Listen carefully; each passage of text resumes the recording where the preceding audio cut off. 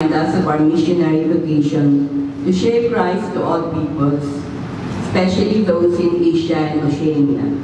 Let us offer this Eucharist for the Filipino Diocese and Priest missionaries of the Mission Society of the Philippines, who represent our missionary apostolate to other peoples.